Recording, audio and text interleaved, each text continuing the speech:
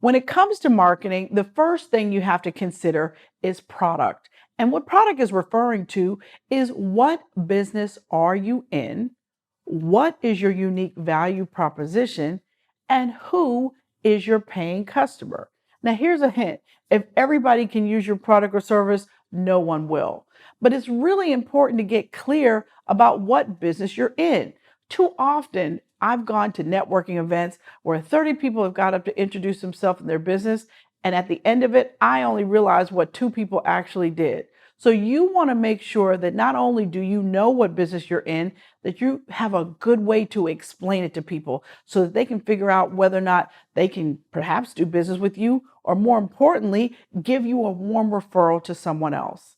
Now, when it comes to a unique selling proposition, listen, a lot of times we always want to say, well, we're going to save people time and money. Well, guess what? Everybody says that. So what is your real unique value proposition? Sometimes it could be something small or something big. It could be great customer service. It could be fast service. The thing you really don't want it to be is cheaper. Because let me tell you something, as a small business, competing on price is the most dangerous thing you could possibly do. So you want to make sure that that is not what you're doing. You want to compete on something else.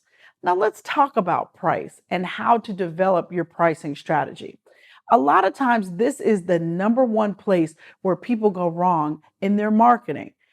Usually, sometimes when you first start out in business, you don't really know what your pricing is. You go out and look at what your competitors' websites say, and you try to be 50 cents cheaper.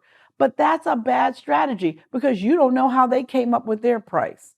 When you're developing a pricing strategy for your products and services, you want to take into account what your hard costs are, but also what your soft costs are.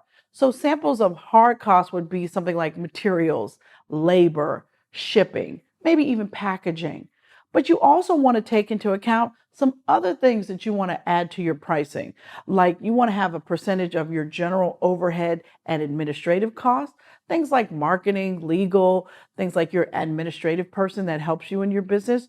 You also want to make sure that there's a percentage of profit in your pricing model.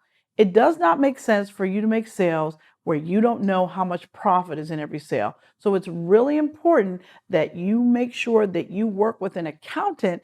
If numbers aren't your thing, make sure that somebody helps you develop a pricing model that's going to be fair to your customers and make you a profit.